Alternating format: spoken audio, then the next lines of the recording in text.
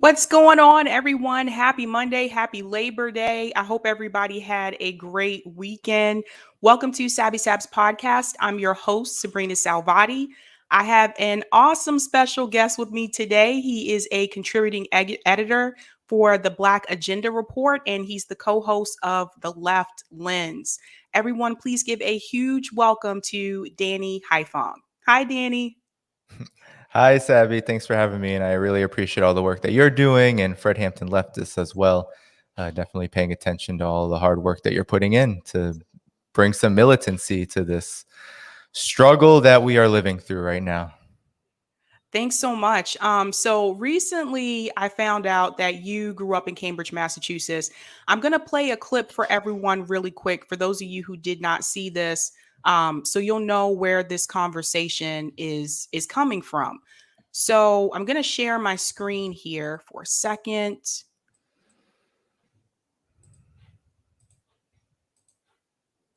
All right. So some of you may remember this if you saw this stream that I did. I think this was a couple days ago, maybe like a week ago, where I was talking about Chris Hedges was on the Bad Faith podcast, and he was talking about what Cambridge, Massachusetts is like, what some of these quote unquote progressive cities are really like.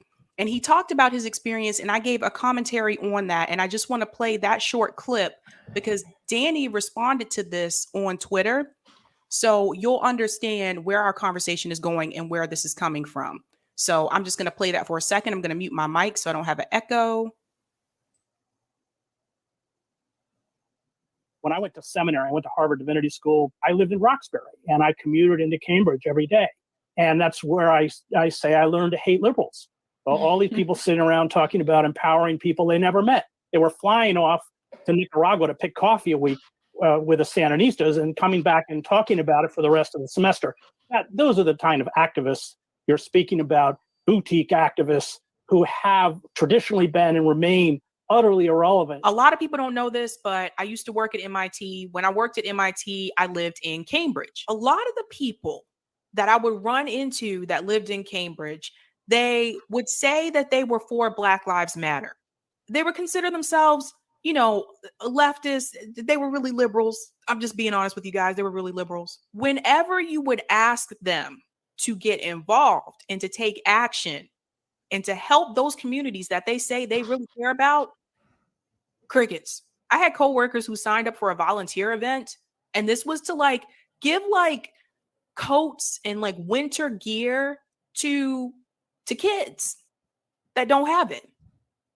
They were all set to do this until they found out that we were going to be doing this in Dorchester. So for those of you who don't know, Dorchester is a predominantly Black neighborhood in Boston. They wanted to have something to put on their resume. I did this thing. They want the shine of it. But they don't want to actually interact with the people in those communities. You never see them there. When I lived in Cambridge, you would have these institutions, there used to be a bar. It closed during COVID, but there was a bar in Cambridge called the People's Republic, and it was a communist bar. You had all these entities in Cambridge that would scream, yes, we are progressive, we are bold. But majority of the people didn't want anything to do with the same people that they said they were willing to fight for and that they really cared about. They wanted to say that they approved of these things without getting their hands dirty. When I went to seminary. All right, cool. So that was the clip that I had shared on Twitter.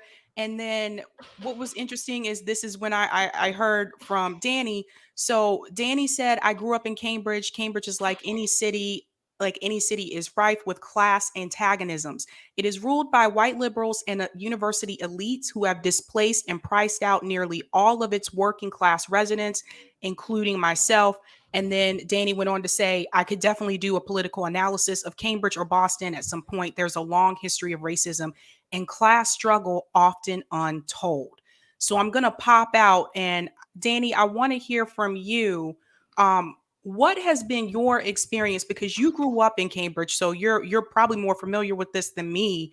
I've been here 10 years, but you were here before a lot of the gentrification like started to take place. So what is your opinion about all of this, like the class struggle? It's fierce. Cambridge is actually, and still is in many ways, what liberals would call, right, a quote unquote diverse city. However, what has happened over the course of many decades, and especially as I was growing up, over the last 30 years or so, there's been a gradual displacement. And you mentioned MIT, and MIT is a huge part of it, kind of like how Temple University operates in Philadelphia, which if you go to Philadelphia and you travel through it, you can see how Temple has ravaged and collaborated with major corporations to push out residents, Black residents particularly. The same thing has happened in Cambridge. In Cambridge, right, to this day, I grew up in East Cambridge. I grew up right on the Boston line. And growing up, it was Haitian, Portuguese, so many, Africans, East Africans mainly, Ethiopians, Eritreans. Now, the only poor or working class residents that exist in the city live in the public housing stock that has not yet been privatized and made into these mixed income housing units. That's all that's left. There's no where you can turn. You can't purchase property there unless you are rich, because of the way that the big tech sector, big finance, and the universities have, and Chris had just mentioned this, right? They really rule. And there is this boutique activist kind of mentality there, because white liberals and white liberal elites really do run the city. And there's been study after study that's shown that Black Boston and Cambridge residents have been pushed out of Cambridge in particular, but also Boston proper, right? And so Chris had just talked about Roxbury. Even Roxbury itself is becoming more and more gentrified, even though that was really the part of Boston where a lot of Black residents had to go because of all of the displacement that's been happening all around Massachusetts. So Cambridge was really an industrial city. I mean, even when I was growing up, it was like a candy factory. You could smell across East Cambridge the chocolate that was being produced there. But now it's become really dominated by finance, and it's become kind of a temporary holding spot for a lot of the Silicon Valley types who come in and work for places like Google. They go to Kendall Square, they go to MIT, and we can't also forget Harvard, right, which just purged Cornell West. But we can't forget how Harvard University also, throughout my childhood, was really where the class stratification of Cambridge resided. So I lived on the east side of Cambridge, and even though it's walkable to Harvard Square in many ways, and I went to the high school, Cambridge Ridge Line High School, I played basketball there, there's a really huge working class base at that high school. It's a public high school of, I believe it is more than 1,000 students. But Harvard Square and up, what they call West Cambridge, right, to the west side of Cambridge, that's where all of the rich have always lived. And that's who has really dominated the Cambridge political scene for a long time. And I would just like to mention one other thing just about Boston in general, and Cambridge in particular, is that even though Cambridge calls itself the People's Republic of Cambridge, right? This play on the People's Republic of China, which is quite insulting given the very hard work that the Chinese people had to do to wage a revolution, right? The People's Republic of Cambridge is really just a bastion of liberalism, which is just capitalism and racism, just dressed up in a progressive veneer. But the reality is that even in Cambridge, right, this where if you go there, they champion Black Lives Matter. You see the signs, right? There's hardly any Black people anymore, but you can see many signs championing Black Lives Matter. There were public housing stock in Cambridge that was segregated, all the way into the 1970s, right? Newtown Court. And now Newtown Court, I used to play basketball down there. I used to play in a league down there. Now it's de jure segregation, right? It's de facto segregation. It's this segregation by economic policy, right? The redlining, where Black residents really can only live in the public housing there, and they all happen to be in the same place because the other parts of the city are inaccessible. They're unaffordable. So that's really the reality of Cambridge. And then Boston, right? There's a huge, Boston is seen as one of the most racist cities in this country. And there's a huge reason for that. I don't know, Sabby, if you have experience of going through South Boston. It used to be a stronghold of the Ku Klux Klan. It was a stronghold of the police and white vigilantism.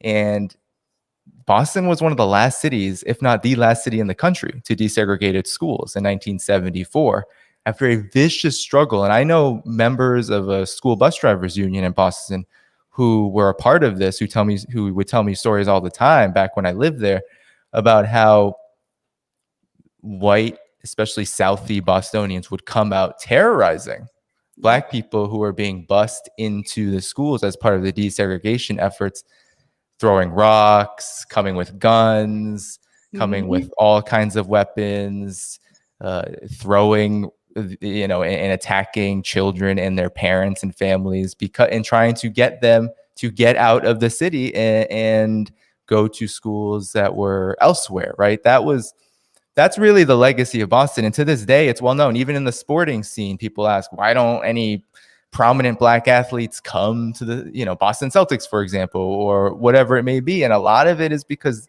this legacy has remained part of the identity of what it means to be a part of Boston and to experience what it means to be in Boston. So, my experience in particular, I grew up, in a mixed race household. I heard you in a past stream talk about, your parents having a military history. My dad was drafted in the Vietnam War. My mom, is a Vietnamese immigrant. And, I grew up in a very quote unquote diverse community in East Cambridge where, racism is just like part of the conversation. It's how people talk about themselves. It's how people talk about each other. It's how kids talk about each other. But in schools, you just realize that class and race stratification shapes the entire educational experience, and it does shape the entire community experience, because it was quite clear who were the haves and who were the have-nots. And it was done through like tracking in the schools, done all throughout the education system. I remember during the Bush years, No Child Left Behind, when that was implemented, there was direct tracking of students starting at 4th grade through standardized testing to get certain kids into so-called intensive specialized programming, ISP, get them out into, their own kind of subsections of the schools, and leaving behind mainly Black working class kids into the worst taught, most crowded classrooms, that sort of thing. And that continued into high school. So while Cambridge was a lot harder to, let's say, do what's happened to New York City, right, where there's all of this neighborhood segregation, it still exists, right? You can go to Newtown Court, which still exists right by MIT, and you can see a heavily segregated community of primarily low-income working class, primarily Black people. But you can also go to like Harwell Homes, which is right on Cambridge Street, and it's tucked in, but that's mostly working class whites who've been living in Cambridge for generations. I had a few friends who live in that complex. Roosevelt Towers, you can go on Cambridge Street, and there's a huge Haitian community there, huge Black community there, where I also had a lot of friends. But other than that, all of the other residential areas are priced out. Myself, when my dad died in 2017, we had to sell our house, and there was no way that my mom could stay in Cambridge. She had to move out of Cambridge altogether, because not even selling a house in Cambridge could get her enough capital to be able to purchase a property in the same city, right? That's how expensive it has gotten. You have to be a millionaire in order to remain here. So my experience was I got to see that. I got to see all of the liberalism. I even engaged later in high school. I was dating someone at the time who was engaged in this kind of activism, liberal activism. I could see how there were these mechanisms in place for people to get involved, but a lot of the involvement was symbolic. It's kind of reflective of how liberals treat politics these days, where it's all about how good you sound, but not really about what you do. And it's definitely not about the broader policy situation and the broader situation for working class and poor people. It really is about kind of negating that in place of what really is a politics of spectacle in a lot of ways. Yeah, absolutely. And I'm glad that you brought up South Boston because today, if you go to South Boston, it is heavily gentrified. There's like juice bars everywhere. There's a nail salon on like every corner. I lived there for a very short time and with good reason. Because what I realized is that even though they're like, oh, this is where more of the younger, professionals, you can live here now. Some of that old school racism that existed like back during like busing and everything in Boston, you could still feel it like in South Boston, and that was something I noticed. So yeah, there were a lot of like transplants that were living in South Boston. Rent was a lot cheaper there than other places, I noticed.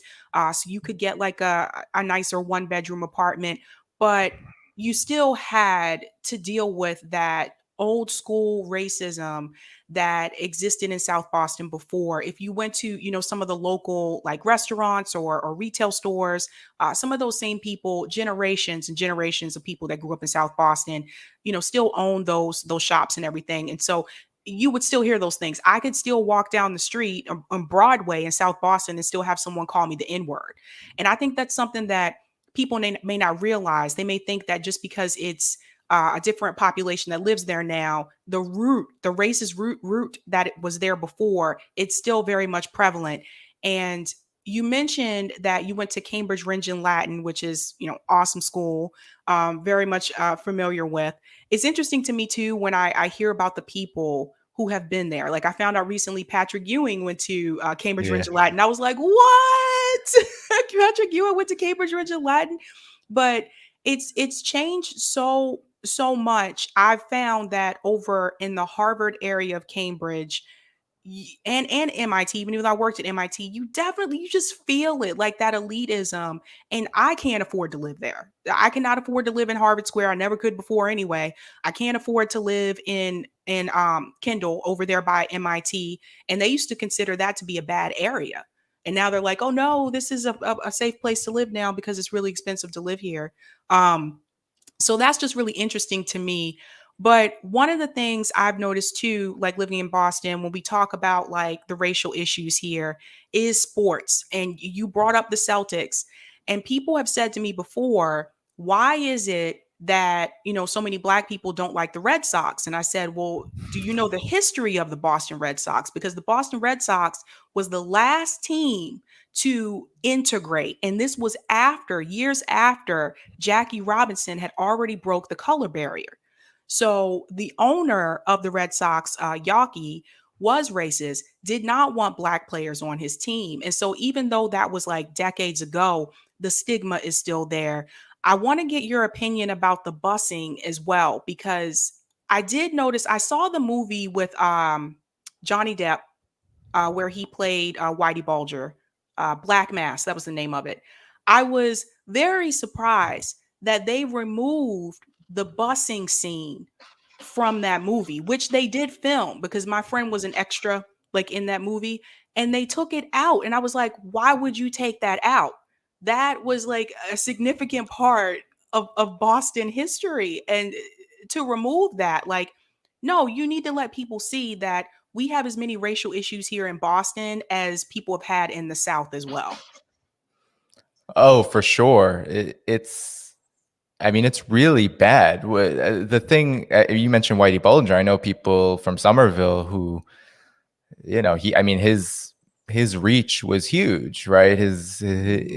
His power and the white vigilantism that existed across the city and greater Boston area, it was big. I mean, even me growing up, like, it was clear that, there was racial warfare even in Cambridge when I was growing up, right? There was a lot of tensions between like the whiter gangs in the East Cambridge side and the gangs of the North Cambridge side.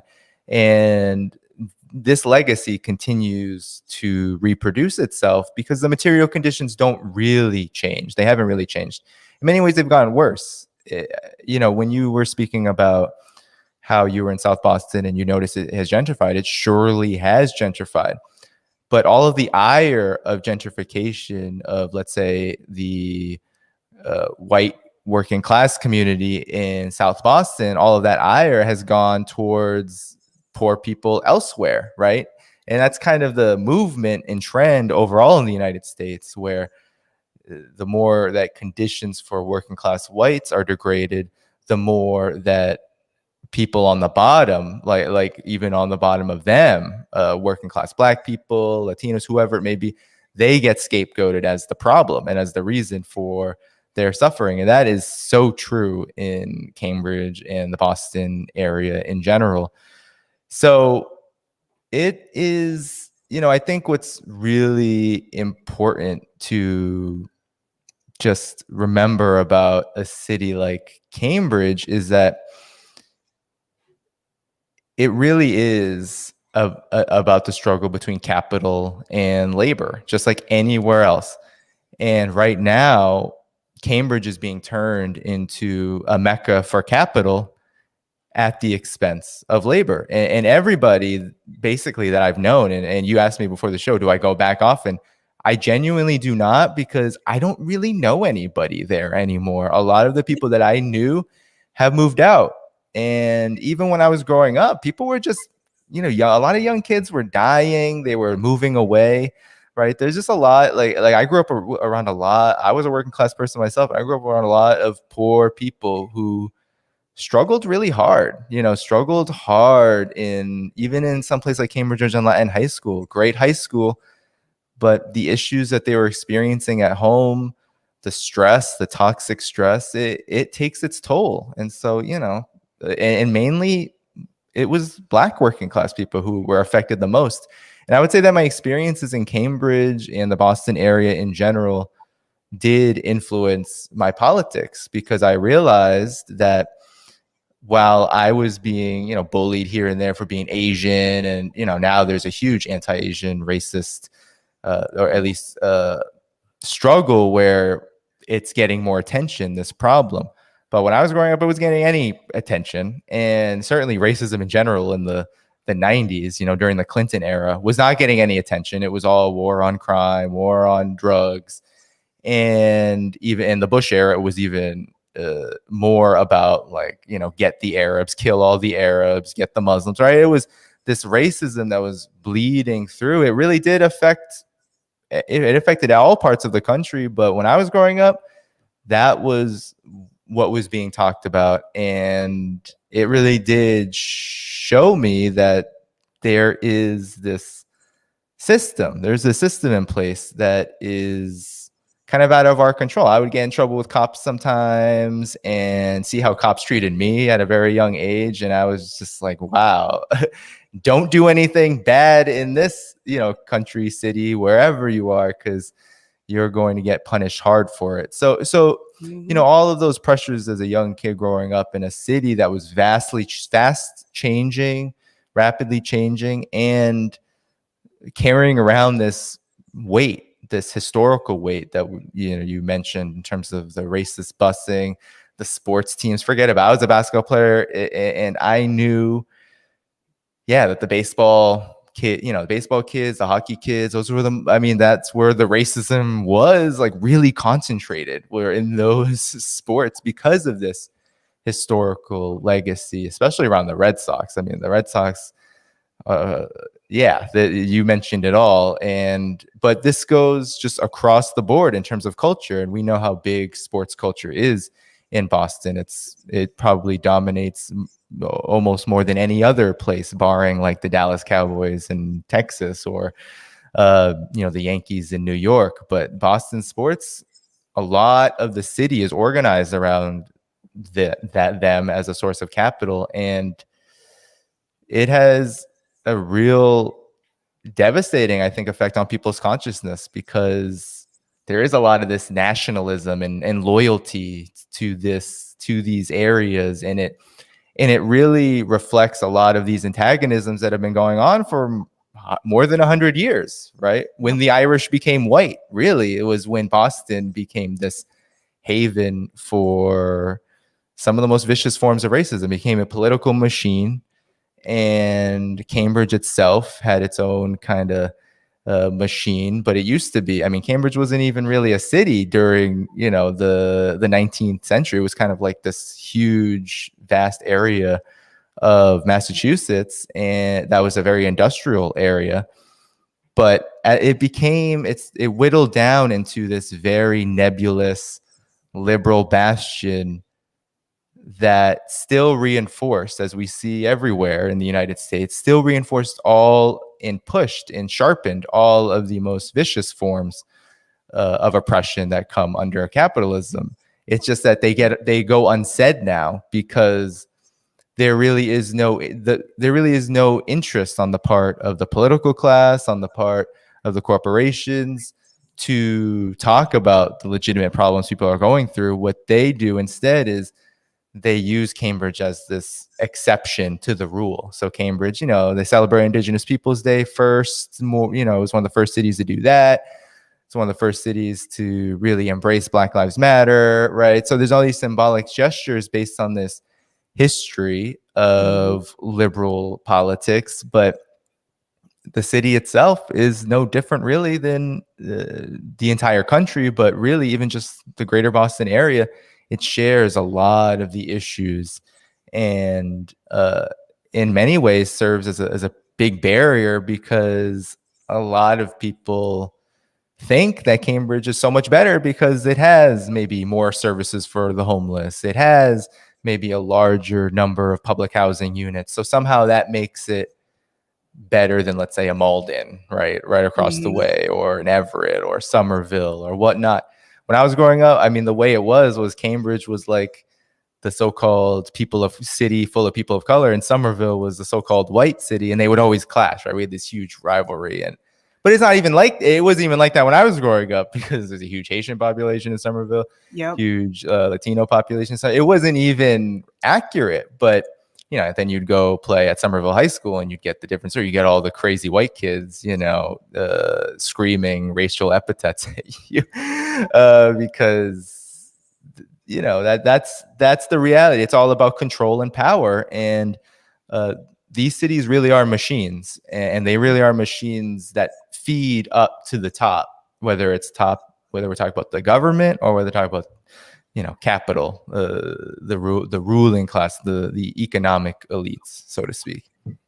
Yeah. Dieter said that heard of Roxbury Latin diverse because of financial aid. I want to talk about like the school systems that we have here, because when I moved here, one of the things that was kind of surprising to me is I was working at a school in the North End, and one of my students actually said to me, they were like, well, no, I have to leave an hour before because my bus has to get on the highway for me to get here. And I was like, why does your bus have to get on the highway?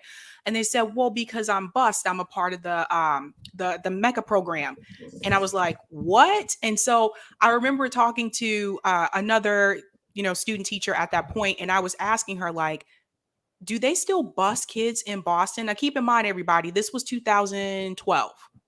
So this is not like this is like 20 years. This is like 2012. And I was like, do they still like bus kids in Boston? And she was like, yeah, there's this MECA program. Your parents can like apply for your kid to be able to go to another school. Like basically kids that lived in like Roxbury, Mattapan, Chelsea, like they would apply for MECA programs so they could go to schools in like Newton, or the better schools, put it that way, the wealthier area schools.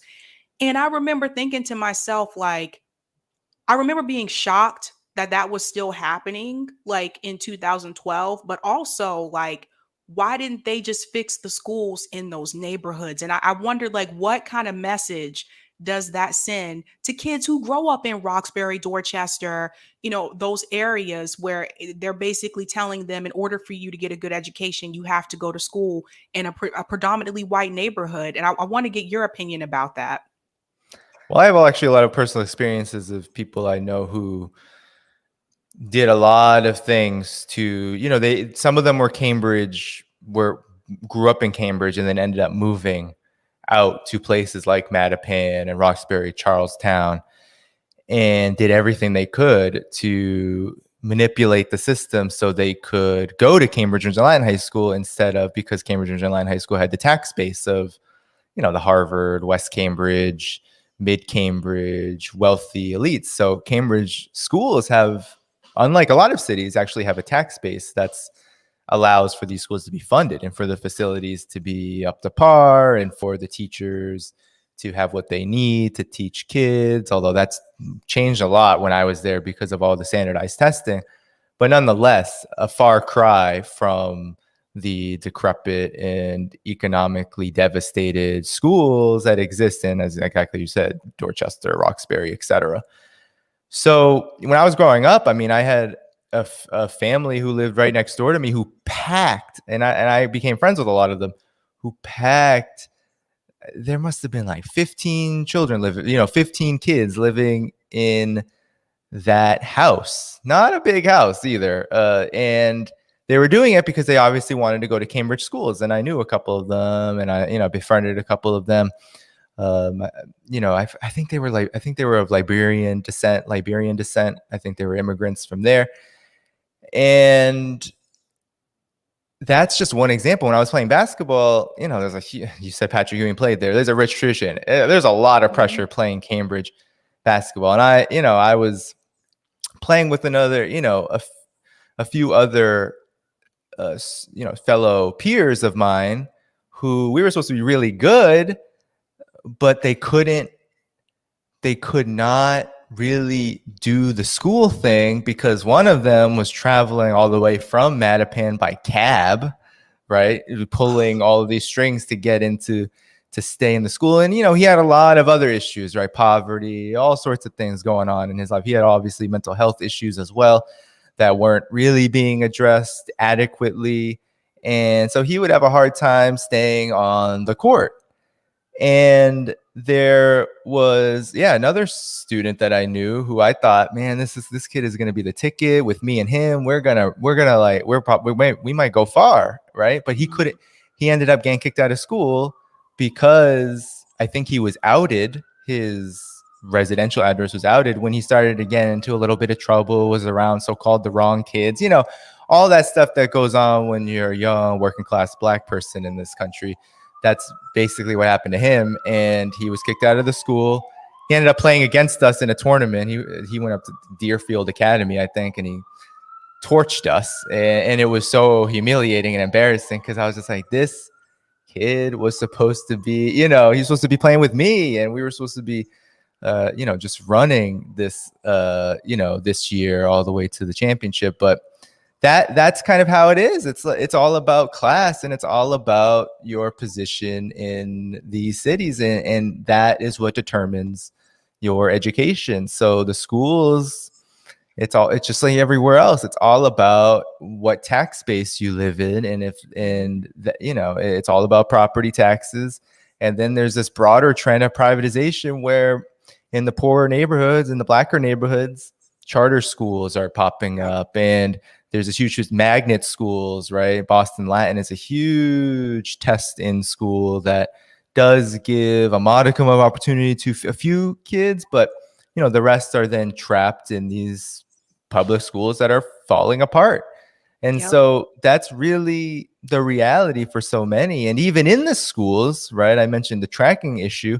Like in Cambridge Latin High, we had a lot of funding. Yeah, so our cafeteria wasn't falling apart. Our gym was getting renovated when I was there, which was annoying, especially for my last few years there. But it was nice, especially when it reopened again, like my senior year. It was a great gym. But inside of the classrooms, the way that classes were tracked, advanced AP classes, you had this college prep classes, which is not college prep, it's the lowest track. So you had honors classes, and so you had these three tracks, and it was quite obvious because I tracked into all three of those where the class lines were drawn. Mostly working class kids in the college prep lowest track classes, Black, Latino, whoever were there, mainly Black and Latino. And then you go to the upper track, and it's all white people that live in mid Cambridge and West Cambridge, right? Who you never see, who who to this day, that was the only time I've ever had seen these people before, right? It's like you don't see them in the neighborhood. They're out sailing in the Charles, right? Yep. Who does that? Like, who sails in the Charles? If you literally grew up in Cambridge, right? You don't sail in the Charles. That's an obvious rich person's activity. So, that was the experience that I got in the public school system, which definitely taught me about the race and class character of the city and then society at large, because this is a problem that's everywhere. And so no matter how you dress it up, you're not different. And that's why, I wrote my book about American exceptionalism in 2019. And that was part of the basis of my argument, is that the United States has these trends, these ongoing trends that are historical, that are centuries in the making. And there is really no exception. And the only time that real political and social and economic change has occurred in this country is when working class people rose up, when Black people rose up, when the Chicano movement rose up, the prison movement, right? These movements, the anti-war movement, that's the only time that things actually move, where the needle moves in the correct direction. And even then, there's a huge pushback and sort of a recalibration that the system does, where it really does require that we have an international perspective and a global perspective so that we can move a revolutionary project forward with as much solidarity and as much assistance, right, that we really do need, right? Because we're not going to be able to do this alone. We're really going to have to be part of a world movement, because this is an empire after all. So Cambridge sits right in that. So yeah, anyway. Yeah, because I know I saw an article, I think this was probably like 2 or 3 years ago, and it named Cambridge as the most progressive city in America. And I was like, and it's one of those things. It's like those of us who live there just kind of know that it's progressive in theory, but not so much in practice. And I've seen over the years, and this is happening in Boston too. Roxbury is becoming gentrified.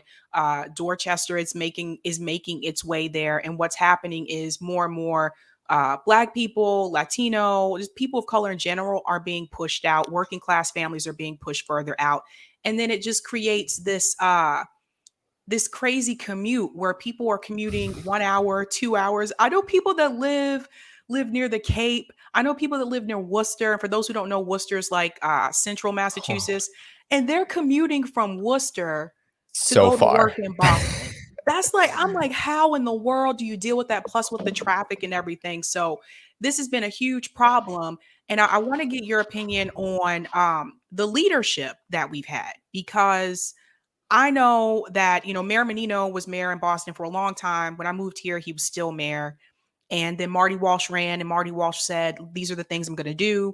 I do believe that Marty Walsh implemented some positive things for Boston. I don't think he really addressed the public transportation issue. That's still a problem.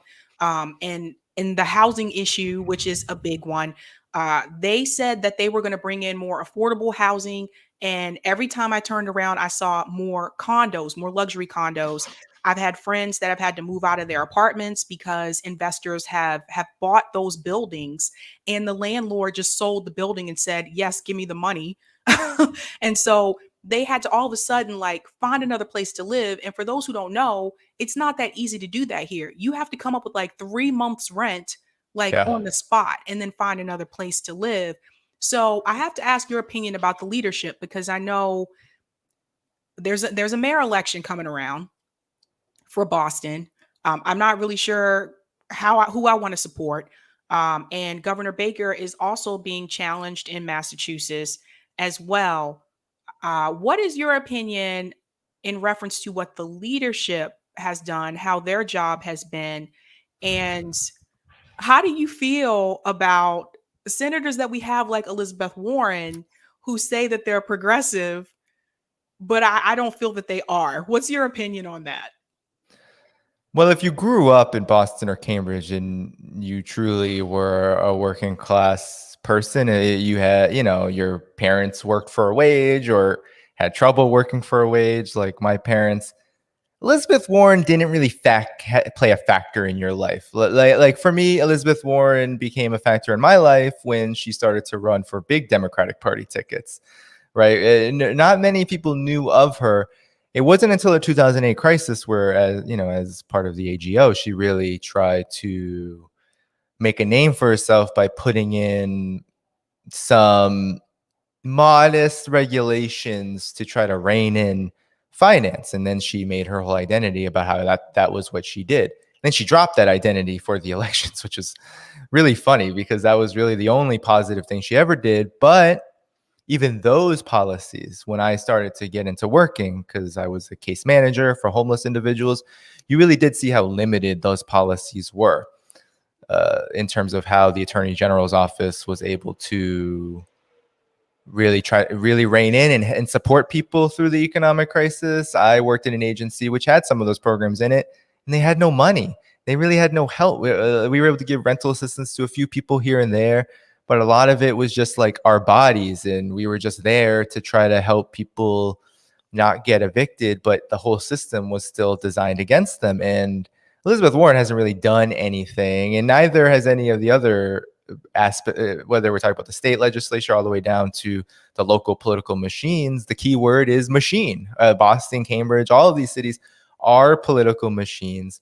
They're heavily indebted and wedded to whichever part of capital. A lot of it now is FIRE, right? Finance, insurance, and real estate. That's really where a lot of the economic base of these cities reside now. And then it's the cops, right? The cops are a huge part of these cities, right? They get these huge budgets. So that's, if anyone ever wants to know why defund the police became even part of the general language, it's because these police departments get 50-60% plus of city budgets. Cambridge is no different from that either. The police are a huge part of it. They got a brand new, when I was growing up, right? They used to have a police headquarters in Central Square where, they used to beat over the head all the homeless.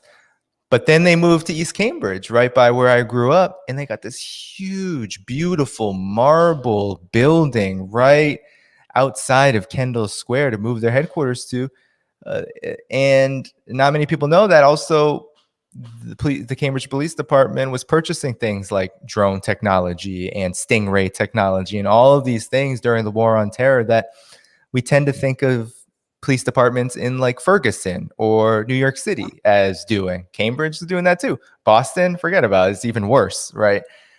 So, I in terms of political leadership, I think the key word is machine.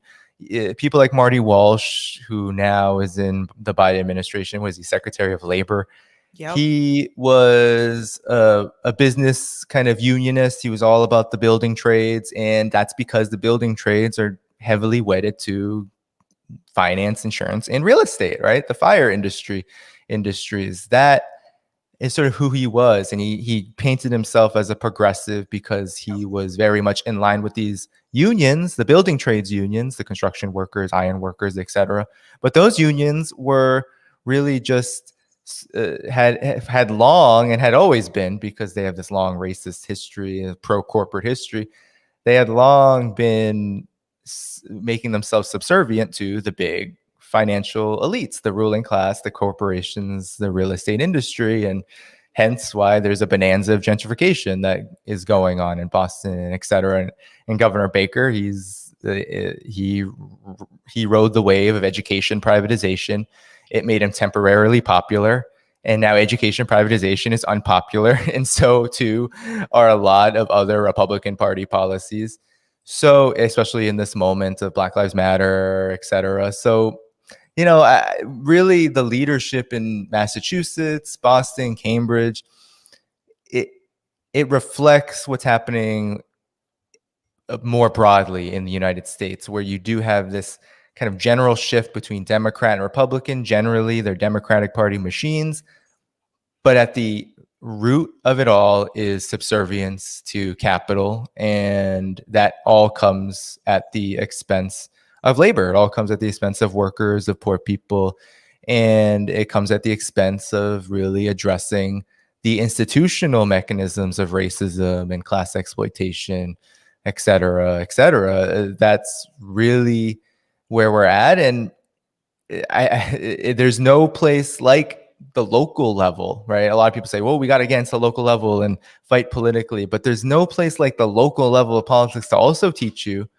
how entrenched the systems that we are living under are: capitalism, racism, then local politics, because the machineries there tend to be even more stringent in some ways than at the federal level, where at least something like a Bernie Sanders, the Squad, has kind of broken the narrative a bit. But of course, there's this recalibration process where those forces have become reabsorbed into the Democratic Party machine in a lot of ways. In the local level, there really isn't any of that. It really is just these slight variations between the Democrats and Republicans. And mainly it's Democrats, just a little bit more liberal-leaning Democrats and more right-leaning Democrats, right? That's kind of how the city and the state operates. And so it's like the difference between a Governor Baker versus Senator Elizabeth Warren. There's not much difference between them, but they end up being really the only game in town. And that's because the labor movement is very weak in these areas, right? There's only a few spots in that larger milieu where you could say, oh, there's some labor activity: the school bus drivers in Boston, the Harvard cafeteria workers. But other than that, the labor movement is very divided. It's weak, just like in the rest of the country. The teachers' unions are not as strong as in other places like Chicago. So there tends to be a lot of capitulation and not a lot of mass movement activity at the local level to really push politics to the left in a lot of ways. And as I know you and others at Fred Hampton Leftists have been talking about, like, it's unclear whether you can really push politics to the left. But if you don't even have a mass movement, right, to try to put that to the test, then a lot of times what happens is things just continue to move to the right, because there isn't this mass education process happening where people are realizing, oh yeah, these Democrats are not doing it for us. A lot of people will still do the lesser evil thing and say, okay, we're going to put back in Elizabeth Warren because we don't want a Republican, right? And that doesn't work forever. That doesn't work for very long. We saw what happened with Donald Trump in 2016 nationally, but in a lot of ways, Governor Baker was an upset in a lot of ways as well. A lot of people didn't think someone like him could be governor of Massachusetts. Yeah, but here we are, right? He's a right-wing politician. He's a Republican. A lot of people thought the Massachusetts was going to remain Democrat for a long time, and it did not. So I think that is really what I think of the leadership, is that there really isn't much difference, and it leads and bleeds into this, this revolving door of various talking heads of this political machine that serves only the capitalists, only the rich, and everyone else is losing. It's just different degrees of losing at this point. I agree. I'm glad that you said there's not that much difference between Warren and Baker, because I've tried to explain to people that don't live in Massachusetts that, like, Elizabeth Warren is not as progressive as you would think that she is. I know she gets by on that on the national level, but those of us that live here, we know better because she's our senator. I want to get to some of the super chats. Thanks so much for the super sticker. I am not going to say your name. Nice try. Nice try. I saw another one here. Yeah, Danny is like, oh my gosh, what I get myself into. Thanks so much, Crizzy, for the super chat. From one social worker housing the homeless to another, how did you cope with stressors and limitations of the job? That's for you, Danny. All right. So I did that. Right now I work with seniors. I'm in New York City now, so I'm no longer in the area, but I was working, yes, with homeless individuals, homeless adults for 3 years, I would say, 2.5 years. This was almost right out of college. It was like 6 months out of college.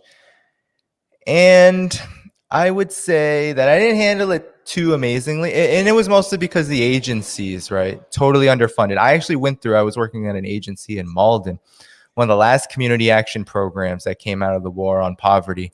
It shut its doors because over the years, it had lost a lot of funding to various programs. A lot of these agencies are funded by program, and so they're relying on like HUD grants and various other federal, state, city grants that come in to try to fund these programs. And they had been drying up. And so what the agency was doing was actually taking out loans from a bank to try to make up the money. And then eventually they defaulted on the loan. They couldn't pay back the loan. And so the bank said, well, take your property. And so the program shut its doors, and the program didn't have money, had no assets to be able to purchase another property. So that was the end of a community action program that I worked for, where I was working with homeless adults as part of an outreach team. And so during that time was also when Long Island Homeless Shelter closed. It was a huge homeless shelter, more than 500 beds. And Marty Walsh exploited, and many people thought it was because of the Olympics. This was 2014. A lot of people thought that Marty Walsh wanted to use the island that Long Island Shelter was on. It was literally an island that had a bridge that came down. You had to travel to it for the Olympics. So there was all this thinking, a lot of people were putting on their conspiracy hats for rightful reasons and saying, are they closing the shelter because of that? Because of the justification in the dead of winter. I think this was, I'd like to say in December, there was this justification that the bridge was unstable, right? That they had to get all these people out of the shelter in order to keep them safe from what was a faulty bridge. Well, the shelter never reopened. And not only did you lose 500 plus beds, but you also lost a detox program for people with addictions and many other services as well. So it was tough. It was tough being in that arena, working with homeless adults in these underfunded settings where you were constantly running into the wall of there just aren't enough resources for people, right? You were doing housing applications for people who were never going to get that housing because the wait lists were 3, 5, 10, 20 years long, right? Depending on which place you were, whether you're a mixed income place, half private, half affordable, or whether it was public housing. A lot of these apartments were not available because the wait lists were so long. So it was very hard, but it definitely taught me a lot about how really the stage of capitalism we are living in, especially in the United States and in the West in particular, is it's late stage capitalism, just completely rife with austerity and privatization. And the ruling class, these corporate criminals, they literally see any kind of public investment as a hit to their future short-term and long-term profits. So they are literally going after all of the services, gobbling them up, whether through privatization or whether through just eliminating them altogether, so that they can either fill the gap or have an even larger base of low-wage workers to take terrible jobs, so they don't end up like that reserve army of the unemployed, the lumpen proletariat, as some people call them, the homeless, the indigent, the vagrant, those folks who have been completely pushed out of the formal capitalist economy. The whole setup of capitalism right now is increasing the stock of people in that situation, in that level of desperation, so they do not resist, right? And a lot of people think, and I've heard Nick and others and Fred Hampton leftists and in other places be like, man, what's it going to take for this level of suffering that people are going through for people to rise up? And one of the problems is that throughout history, what has really been the key to moving labor struggles, progressive and radical struggles forward is actually victories, is actually wins, is actually organizationally winning something for the movement, so that more and more people can realize that what you've won is not good enough.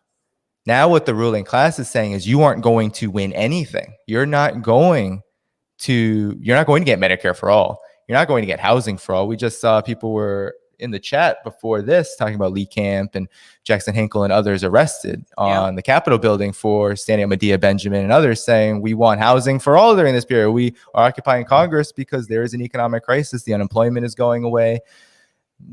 Trillions for wars, but nothing for people during a pandemic. And what the ruling class is saying is you aren't getting anything. You're not going to get anything. Actually, life is going to become more desperate for you because at this stage, that is more profitable. These short-term profits are much more convenient than the long-term crises that this precarity is really causing for the system itself, right? It's this immense and massive contradiction that I think really only Marxism can explain, where you have a growing number of struggling people who can't buy the very things that are being produced. They can't live even a modicum of existence fit for human beings. And that creates all of this overproduction and creates these boom bust cycles. It creates this like investor panic. But at the same time, the banks, these big corporations, they see that precarity as being very advantageous because it means that they have more lending opportunities. They have more opportunities to indebt people. They have more opportunities to indebt corporations who are indebted because people are indebted. It becomes this cycle of just economic insanity in some ways. And I think that, being in the field that I'm still in, I'm still a social worker by trade, that is something you learn every single day, is how these problems are really just ridiculous, right? People should have a place to live as a human right. People should have enough money to meet their basic needs. People should have health care without having to worry about costs. They should not have to think about paying in order to treat themselves or their families, right? This is just 101 human rights that's exists in a lot of other countries that people like, countries that people don't like in the United States. But nonetheless, the United States is kind of turning in on itself.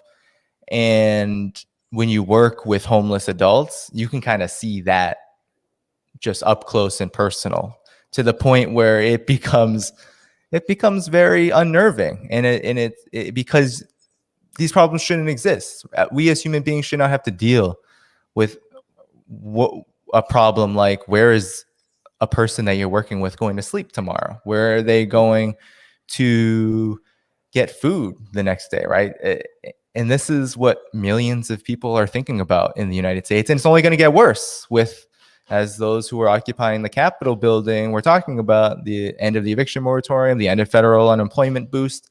All of that is going to make the situation even worse during what is now an 18-month-long pandemic, because the United States doesn't have any infrastructure to handle a pandemic. And certainly the ruling class had no interest in ensuring that people were safe, protected, and had what they needed during this time.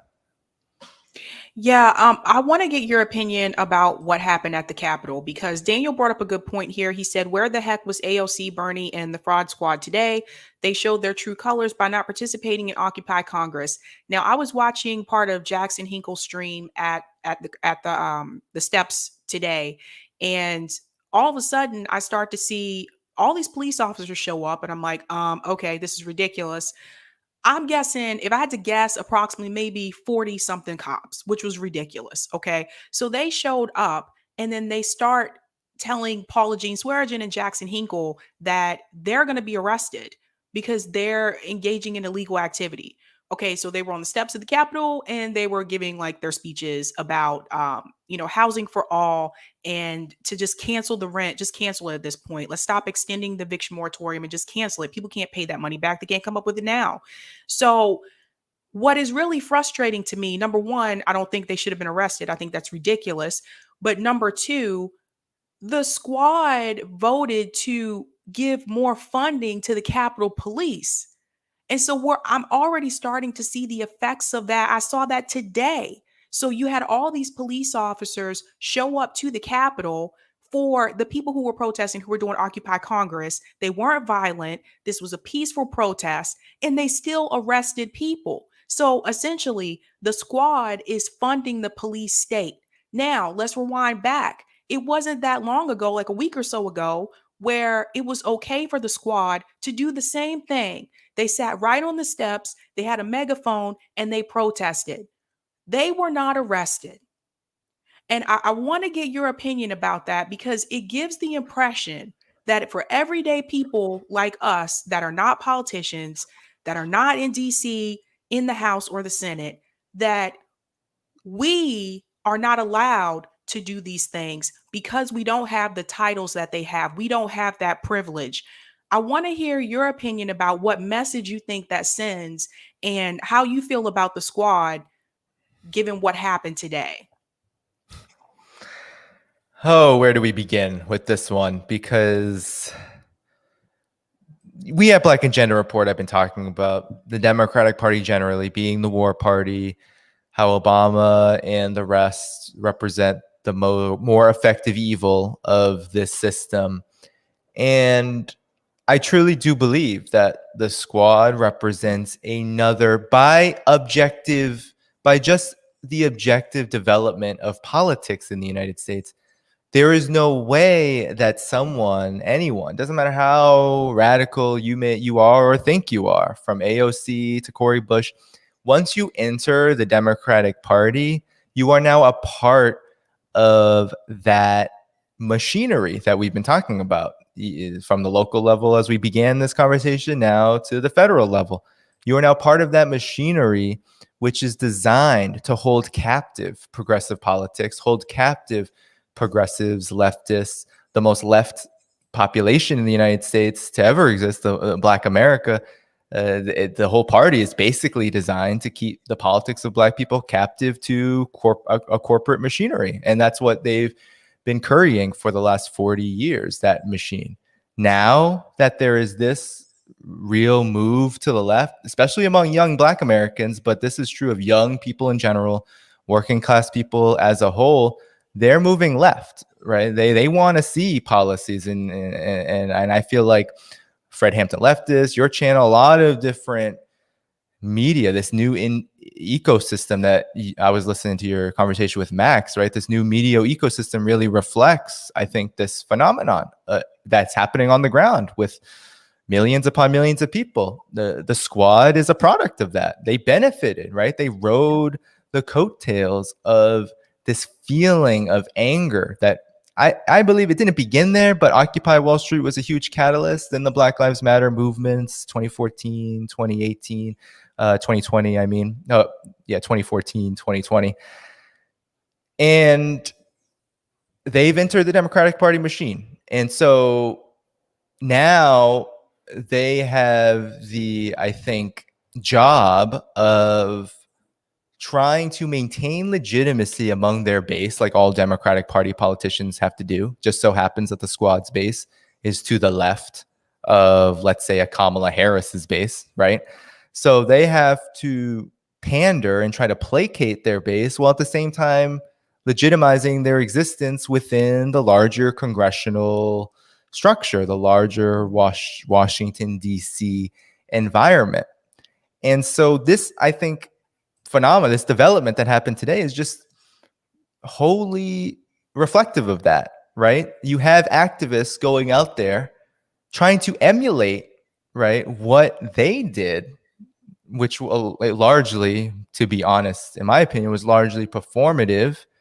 Doesn't even matter what their intentions were.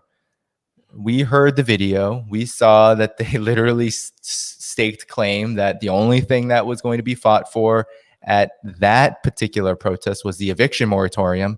Yep. They not only failed at that, but they left early before they said they got what they wanted, but they are in Congress and they should know that politics isn't black and white in Congress, actually.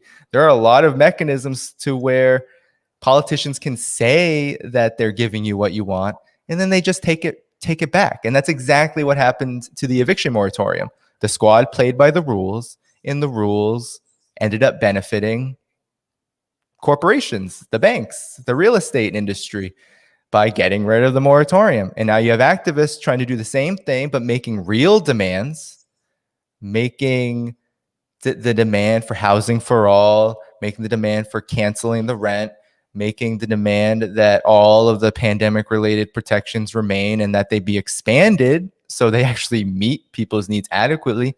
And they get arrested on the Capitol steps by the same police force that, as you said, the squad voted to give more money to based on the January 6th so-called insurrection or whatever that thing was. But that opened the floodgates for the United States government to do what it always does in a crisis, which is to militarize further.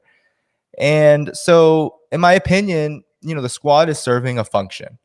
The squad is really another stage of a general trend in the Democratic Party to try to hold captive its base, right? Because the Democratic Party, unlike the GOP, really does. I mean, the GOP has kind of lost its base to Donald Trump in a lot of ways, but the Democratic Party has always, for the last 40 plus years, has had to try to conservatize and push to the right what generally was a left-wing political base, labor unions, black people, et cetera, right? There was always a left-wing base in the Democratic Party. Now that that's starting to rupture, the squad is serving as a function of recalibrating the Democratic Party so that it can be more effective in absorbing all of these elements that are saying maybe we need to push the Democratic Party left.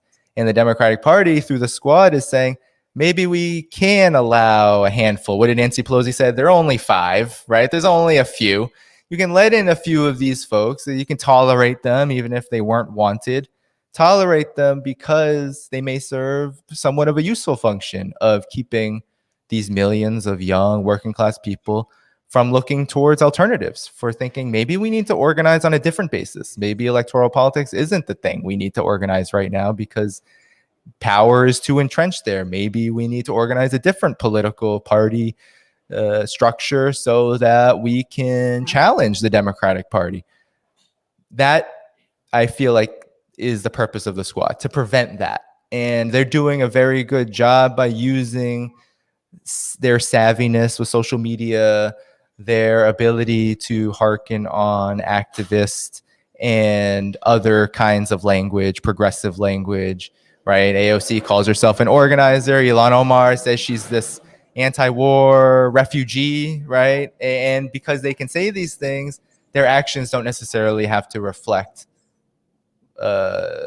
their ideology, right? They don't really have to. But, a lot of people are waking up to this and getting very angry. And I think a lot of people are getting tired a little bit of this very angry, contentious debate about, the squad and those who are criticizing the squad.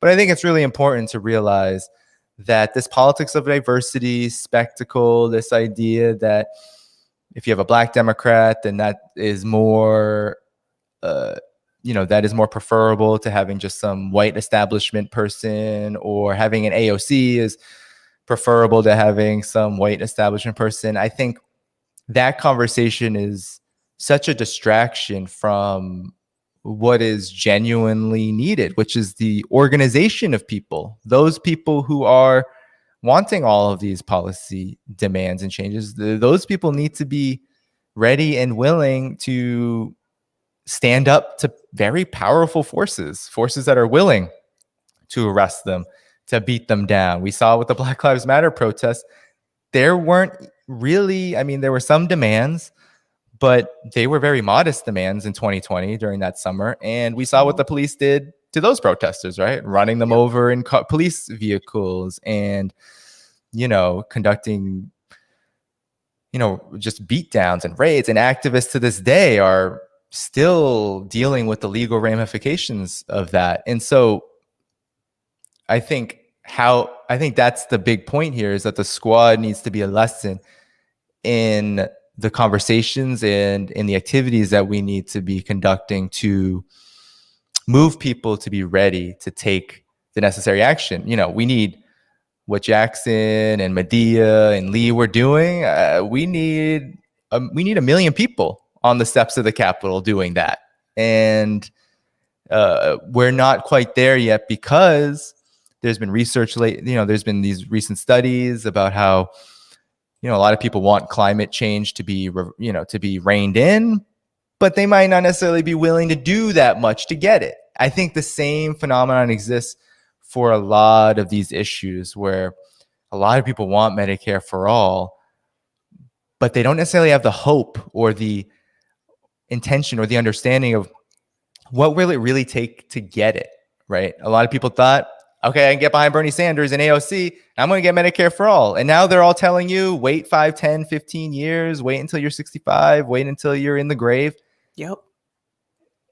And I don't think a lot of people who are behind, who put their faith in Bernie Sanders and the squad, really know what to do with that, right? So either they're clutching their pearls and saying, no, don't criticize them, don't condemn them, or they're angry and they're saying it's betrayal, right? But I think the reality is that the objective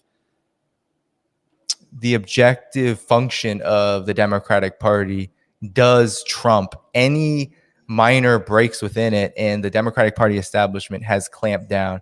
And so now it's all about, how do we figure out a way out of this, trap, the way out of this literal graveyard of social movements? I think that's the conversation we need to be having. And I'm so happy, and much solidarity to those, Medea, Lee, Jackson, everyone who was there, who are doing what, needs to be done.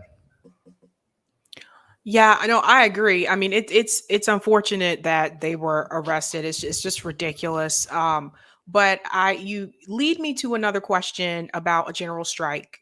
This October 15th, there's supposed to be a general strike. I'm actually going to give updates on that this week, because they've changed the name of the strike, and there's 10 or 5 pillars, and there's 10 steps that they have towards that.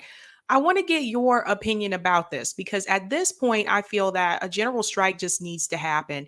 And I do understand, a lot of us can't afford to leave our jobs. Like, that's the big one, right? Like, if you need your health insurance, we're kind of tied to our jobs because of our health insurance, which is another reason why we need Medicare for all. But then, like, just financially, so a lot of us just can't afford to leave our jobs. But one of the things that we can do is we can stop buying from certain, corporations, right? So I've actually told people, like, hey, if you have Amazon Prime, why not just cancel your Amazon Prime membership? I do know some people have to order things online because they may not be able to physically get out and purchase goods. But in terms of like some of these subscriptions and things like that we're paying, I mean, Amazon Prime membership is like over $100 a year now. We're telling people maybe don't buy from Walmart if you can.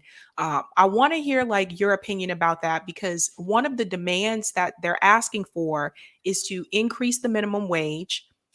They had $20. I think it should be higher than that, to guarantee health care to everybody, and to guarantee paternity and maternity leave for everyone in the United States. Do you think a general strike will work starting October? Do you think we need to wait a little bit longer? What's your opinion on that? Well, I certainly do not think that any action should be held back, right? I think that if there are forces preparing for that, then they should do it. I do think that one of the biggest obstacles to a general strike right now happens to be organized labor and all of the issues that the labor movement is facing right now, especially with regard to the ability to strike and just the overall size of organized labor. So it's really difficult to get unorganized. I've been a union shop steward 3 different times now in the last 7 years for 3 different jobs, unfortunately. So much job shifting, but that's the way of the stage of capital, really. And so I know how hard it is to even just organize workers to just stand up for themselves in general, because of this environment that we're living in, because of how precarious things are and how desperate people are to just maintain their jobs and how scared they are, right? So I think there is a lot of work to be done. A general strike definitely needs to happen, but we haven't really figured out, one, how does organized labor get its shit together so it can actually be a player in this, so it can actually take some militant action that violates the law, because that's the only way that organized labor is going to get its power back, is it's going to have to organize in a way that violates labor law, because labor law is completely, you're never going to get a situation where every union contract expires at the same time and all unions go out on strike at the same time. That's the only time you can strike. And it's very hard to strike even then, right? Because it's a very difficult process. So there's also a problem with the labor leadership being so indebted with the Democratic Party, so oriented in a business-like manner, treating unions like third parties and telling their members that the union represents them kind of like a lawyer and doesn't and really isn't a workers' organization, which is what a union really is. So one, I think we need to figure out how to spread the model of like the Chicago Teachers Union, for example, and figure out a way to challenge the entrenched labor leadership that exists in the larger AFL-CIO structure. And then, and the unorganized side, we have to figure out a way to organize those unorganized workers, right? Especially the gig economy workers, which are going to fast become, if they already aren't, the largest section of the working class, who are working in the shittiest jobs that perhaps have ever existed in the United States. Low wages, no benefits, right? Yeah. Intense hours. I remember working with a security guard at a day shelter, and he was working 3 different jobs: Uber, Home Depot, and the day shelter, right? And I just couldn't believe it. Like, I was lucky enough to be dating, so I'm married to her now, who was working too. So we had 2 jobs. We could afford rent, but he had like 4 kids. He needed to work 3 different jobs just to give them what he thought was a decent standard of living, right?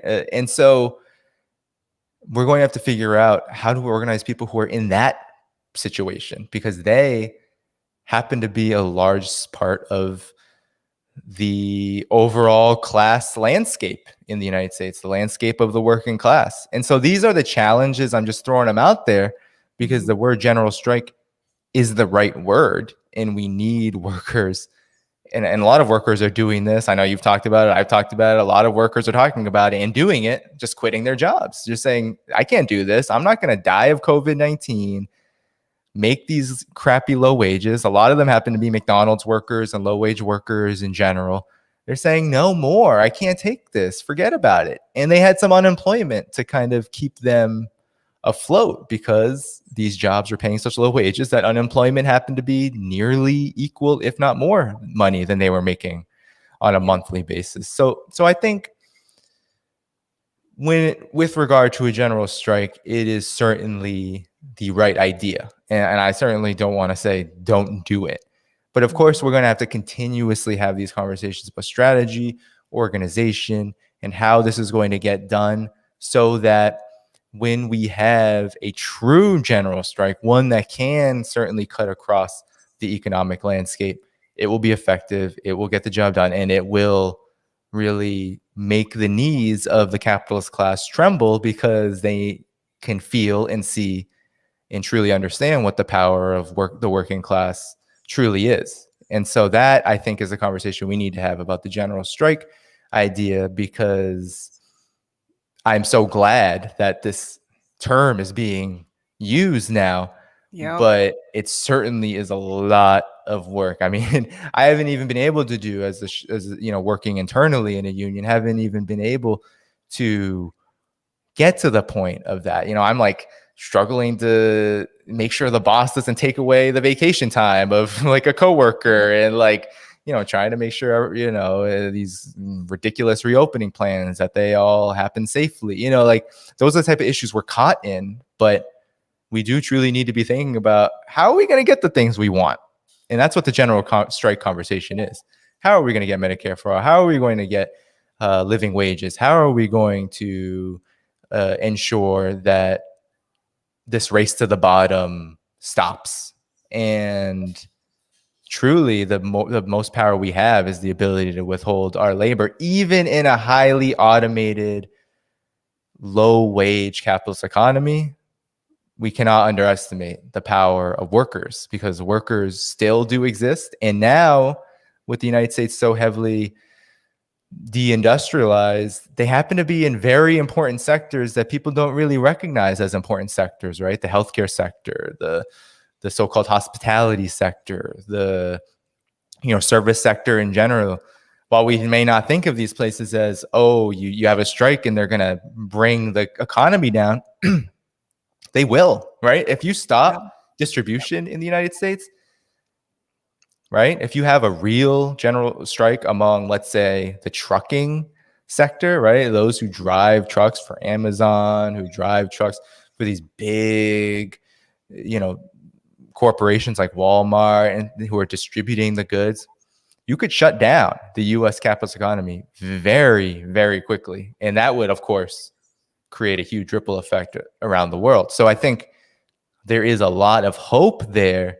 It just so happens that the landscape is even more difficult than it was when there was truly a capacity to organize industry by industry, like what existed in the 1920s, 30s, and 40s, right?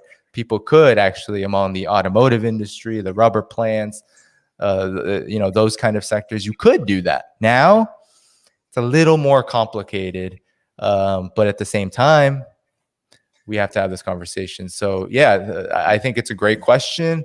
And of course, I stand in solidarity with anyone who's thinking about this and wanting to implement it. But it's going to take a lot of effort and a lot of conversations about how this is going to happen. Yeah, no, agreed. I have one more question for you, Danny. Well, it's like a two-part question. But first and foremost, how did you get started at the Black Agenda Report? I want to hear about like your journey there. And we all know that Glenn Ford recently passed away. Is there anything about Glenn Ford that you wish you could tell everybody? Like one thing that you could wish you could tell everybody about Glenn Ford? Wow. Well, I'll answer. Well, no, let me answer the first question first, because I think it makes more sense. So, yeah, I mean, I got started in Black Agenda Report. I'll try to make a long story short.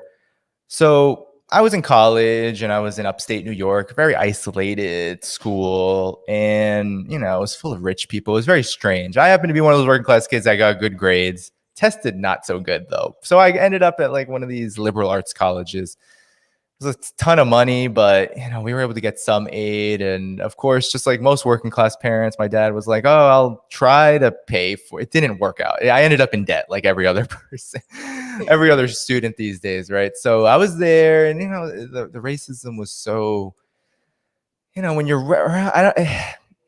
we have a lot of the conversations on the left about racism these days, and some are more hostile than others around it, right? I think there's a lot of, because the way the Democratic Party has totally just warped the conversation and distorted what racism is, and has really exploited sentiment around it to achieve their corporate ends. And so there's a lot of heat around. I'm sure you know about this, Sabby. It's like, oh, why do we have to talk about race and all of this stuff? Well, if you ever hang around rich people, which I don't think a lot of us lefties do, because it just so happens all of us lefties aren't rich people.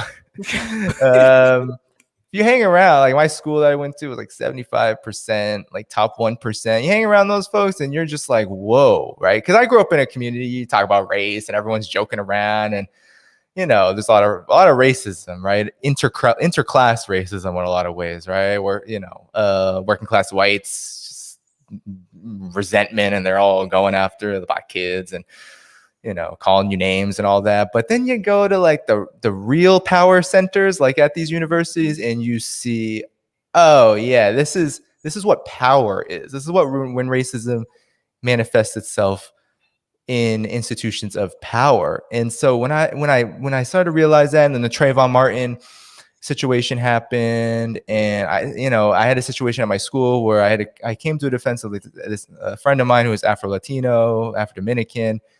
He got into a fight in a white town, and they tried to hit him with a hate crime for saying the N-word. It was wild stuff. So that all got me thinking about racism and race more. But I was still, not, even though I grew up working class is very stigmatized in the society as well, right? It's more stigmatized than even race, because race was really one of the organizing principles of the United States, and the ruling classes constantly had to talk about it, because one of the strongest movements in this country has been the Black movement. So there was always a language of race in Cambridge, right? And we talked about it earlier, the People's Republic of Cambridge. Yep. We talk about race all the time. So I knew about racism, and I had it by experience and teachers, others talking about it. But then class was another thing. A lot of shame around that. I didn't want anyone to come to my apartment when I was growing up, right, in the house that I lived in, because it was so small. And, I didn't want people to see my mom because she dealt with mental health struggles. I didn't want people to see that. So after this event happened in my school and the Trayvon Martin happened, I started to think more about race, but I was just railing against white people, right? I was just so angry that I was just like, you white people go to hell, right? It was not so productive, so to speak, even though it was, in my opinion at that time, and still now, correct, because they were rich white people and they were totally detached and literally the problem. So, but I didn't know how to articulate it. So I ended up doing a labor internship here in New York City. I became more radicalized through that. Occupy Wall Street was happening, and I really got to see this class aspect of it. And I got to see how messed up the labor movement was. And I got to see how the labor movement and the anti-racist movement, they weren't really jiving together. They weren't really talking to each other or about each other, right? And there were some issues in Occupy Wall Street around that as well, especially in the New York area. So, then I went back to school, tried to do some of my own activism, but it ended up being like a handful of people, and it was just hard.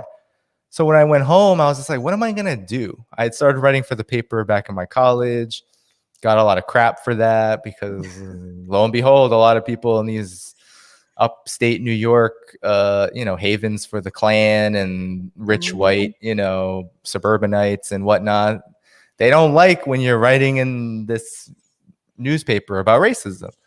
So I was like, what am I going to do now? And I started to go to protests and stuff, but I really wasn't, I didn't know how I was going to insert myself. So I had been reading Black Agenda Report ever since Obama bombed Libya. I was shocked by it, right? I was looking for more information about it. I was actually really interested in this particular scenario because it was during the Occupy Wall Street movement that this was happening, and nobody was talking about it. And it just shattered my understanding of politics, because I had thought that even though, Obama wasn't doing much, I had always had this opinion that, well, it's not his fault. I had consumed the media, and it was like, oh, the Republicans were stopping him. I realized by 2011 that was not the case, right? I was listening to Obama's speeches more closely. I was analyzing his policies more closely. And I was like, well, Obama is expanding executive powers more than anybody, and yet he can't, address these problems. And then he bombed Libya, and I was like, whoa, a Black president bombing an African country, that seems to be something I need to know more about. I was reading Black Agenda Report, the blog roll scene, the independent media scene on, in terms of written journalism was a little more robust then. So Black Agenda Report, People of Color Organized, there were all these little blogs that were talking about it. And Black Agenda Report was the most, I think, professional one. It had Glenn Ford, Bruce Dixon. It had these editors who were very talented. They were organizers rooted in the Black Panther Party. And they opened up my eyes to that history. And really, I got a lot of my suggestions of readings and what I should think about from Black Agenda Report, because they were talking to activists. They were talking to Mumia Abu-Jamal, a political prisoner for more than 40 years from the Philadelphia branch of the Black Panther Party. Like that, they were doing that. And I was just like, I'm going to submit, because one of the most inspiring things, and I have him on my shirt, Ho Chi Minh, right? He died September 2nd, was the first president of Vietnam, and of an independent Vietnam. And, Black Agenda Report really pushed me to think about foreign policy and internationalism. And so, through them, I was able to study the works of someone like Ho Chi Minh and really get this global anti-imperialist perspective, which I focus a lot of time on now because I feel like it really is one of the biggest pieces for the United States to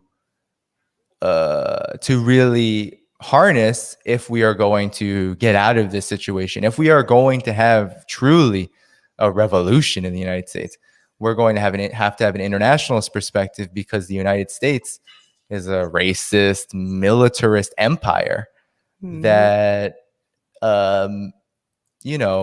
that really does rely upon its endless wars and its neo-colonial wars to reproduce this system. And if we don't fight those, then we aren't really progressive or left, which is why I always appreciate channels like yours and others who are doing that, who are actually engaging with these very difficult questions that happen to be some of the most difficult to talk about because of how vitriolic and how effective the propaganda has been on the part of the United States. So Black Agenda Report was doing that. So I just started submitting. It wasn't really like a huge thing. It was just submitted to Black Agenda Report, submitted to Glenn. And then he started just reading my work. And eventually, by 2014, I was publishing pretty regularly. And, I was doing so on the basis that my work was really in solidarity with theirs. I was trying to just try to bring, try to just be another contributor for them, but also, respect their Black leadership, because it's a Black-led institution, and respect what they want, so, if there was ever any issues, they didn't have to run my stuff, right? But we had this understanding. I ended up becoming pretty close to Glenn Ford over the years, because he understood that the Black liberation movement was always the most inclusive movement in the United States in terms of its leadership in the larger left political struggle, that it was not a Black-only movement. It was the Black-led movement to transform the country that brought along anyone who was willing to fight, and as well bringing that to an internationalist perspective, right? Glenn, Bruce Dixon, both now unfortunately have died over the last couple of years. They were members of the Black Panther Party in various parts of this country. And, they were part of a movement which literally offered members to the Vietnamese when they were fighting the United States in 1969, literally offered members to fight on their side against the United States, right? That's the tradition that Black Agenda Report comes out of. And so I have been trying to, I've been contributing over the years. It's been 7+ now, from that perspective, right? And trying to especially take aim at the internationalist side of politics, the idea that we do need a global movement against this imperialist system, which there are countries in that fight right now, and happen, whether it's, and a lot of it is because they have to be in that fight because they are the targets of the United States' sanctions regimes, military operations, and whatnot.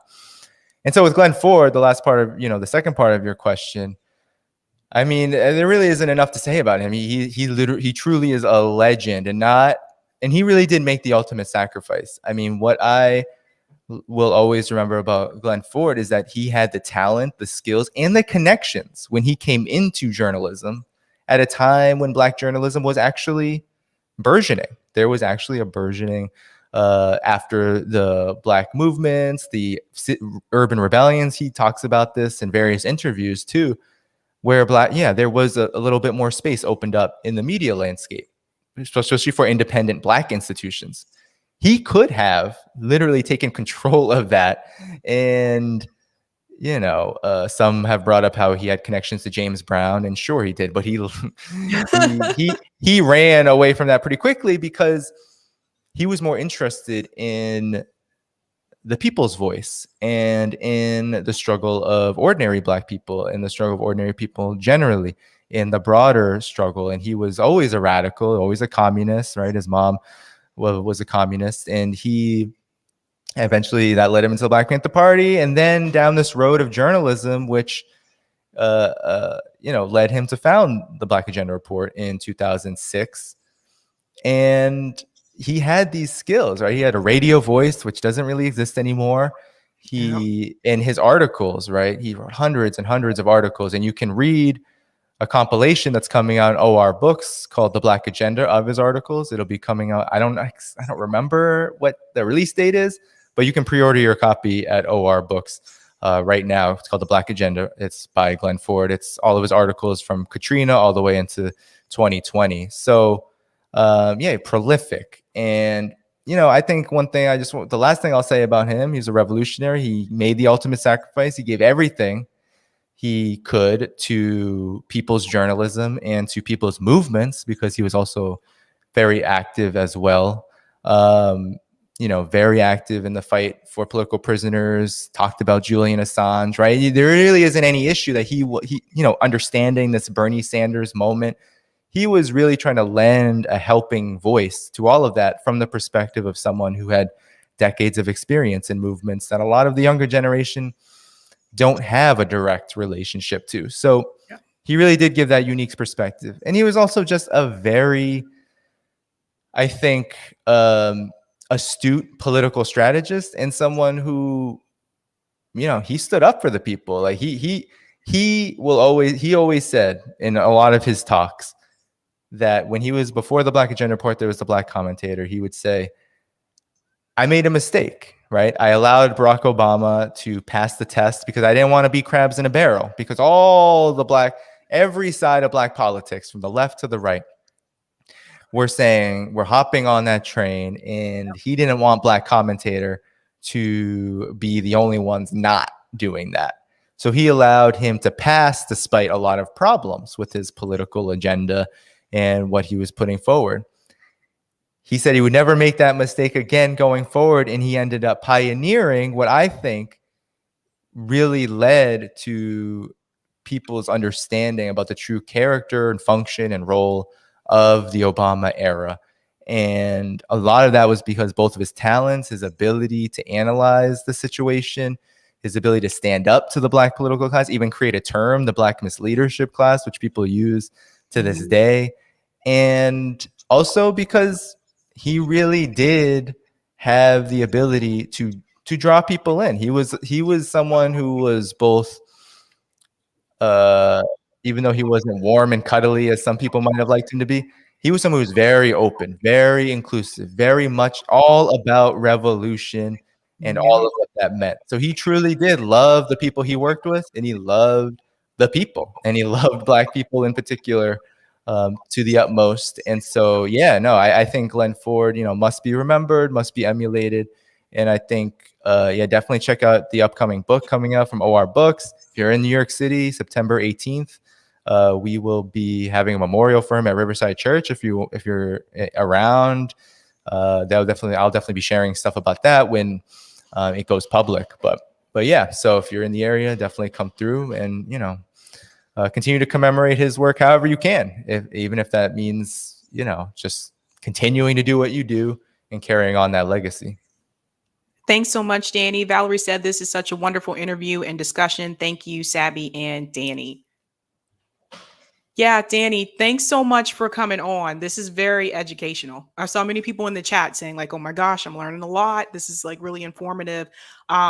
So happy that I got a chance to talk to you. It's always great to talk to a fellow, Massachusetts resident or former Massachusetts resident. It's nice to talk to someone who knows what I'm talking about when I bring up some of these like local things. But before we head out, where can people find you and how can they support your work? Sure. So I've been writing weekly. We're working on things like Black Agenda Report, but we're still publishing weekly. So you can find most of my work there at blackagendareport.com. I do opinions for China Global Television Network, CGTN. So you can find me there. Find me on social media at Spirit of Ho, Spirit of H-O, like Ho Chi Minh. And I would say those are the main places. And then if you can support my work monetarily, do that at patreon.com/Danny HAIPHONG.